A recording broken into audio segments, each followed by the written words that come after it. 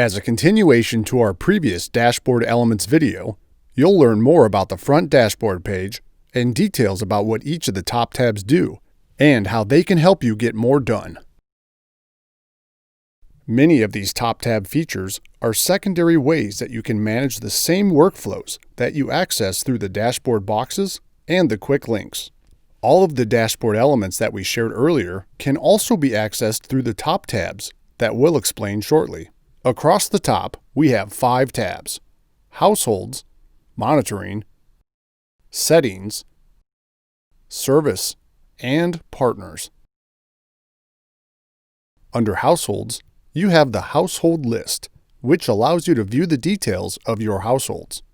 Details such as clients, their accounts, proposals, and critical paths can also be accessed individually. For example, the Dave and Judy client household is actually composed of 2 clients, Dave and Judy, along with the accounts associated with the household. The Monitoring tab is set up around trading and taking action on client accounts based off of settings the planner enters. The purpose of this page is to quickly see if something needs to happen in your client's account. Alerts show you households that need your attention, and All shows you all of your groups. You can see if there's available cash that needs to be put to work, or if you need to raise cash in certain accounts. Harvestable losses tell us if there are tax loss harvesting opportunities. A legacy position opportunity is when positions come over from an outside account, but they aren't sold, typically due to tax restrictions. We include them in the portfolio by classifying them in the right sector. The Settings tab shows options to set specific investment characteristics for accounts or households. Let's review each one individually. Automated investing automates trades on less complex portfolios. You can turn this automation on or off here, so we will put cash to work without trade requests, along with harvesting the losses periodically by turning tax loss harvesting on or off.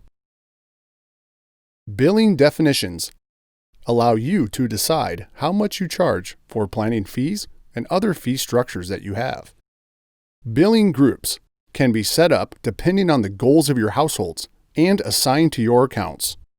Cash reserves track the cash that hasn't been invested because it's set aside to cover management fees, withdrawals, or any other savings for a future purchase. Models, short for equity models, can also be viewed from the Settings tab. Security restrictions allow you to keep certain assets from being traded. Capital gains restrictions will already prevent certain trades, but with this feature, you can specify the symbols of the restricted securities.